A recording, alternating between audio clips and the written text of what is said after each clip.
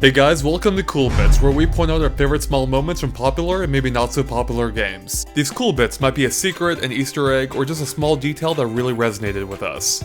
This time, we'll be taking a look at some well-hidden references in Luigi's Mansion Dark Moon. And those references start right away during the game's opening cutscene where we find Luigi fast asleep. Or at least he is until the TV that he left on suddenly displays only static. If this seems at all familiar, that's because this pays tribute to a famous scene from the 1982 horror classic Poltergeist. If we take a look at the scenes side by side, we can see that not only are both characters generally awakened by TV in the same manner, but they even approach and reach out toward it in very similar ways.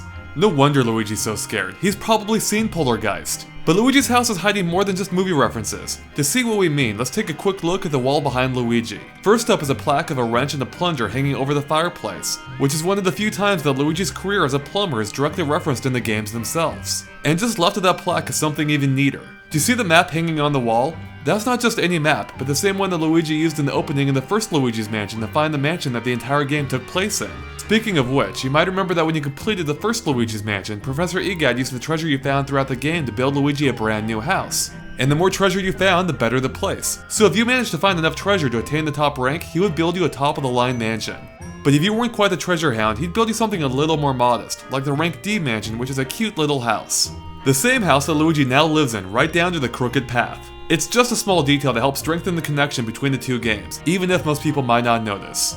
But what about Professor Egad's humble abode? Does it reference anything besides Egad's own head? Well, that design actually comes from a similar lab he had in Mario & Luigi Partners in Time. So clearly a lot of thought went into the game's opening, but what about once you're actually in the thick of it? Well, when you reach Gloomy Manor's boss mission, Luigi will have to take a ride on a not-so-safe looking elevator, but at least he gets to listen to some soothing elevator music along the way.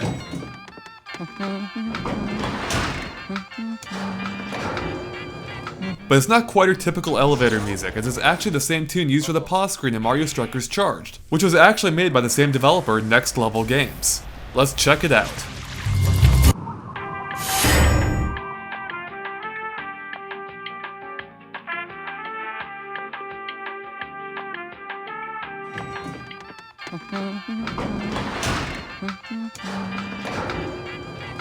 Pretty cool, huh?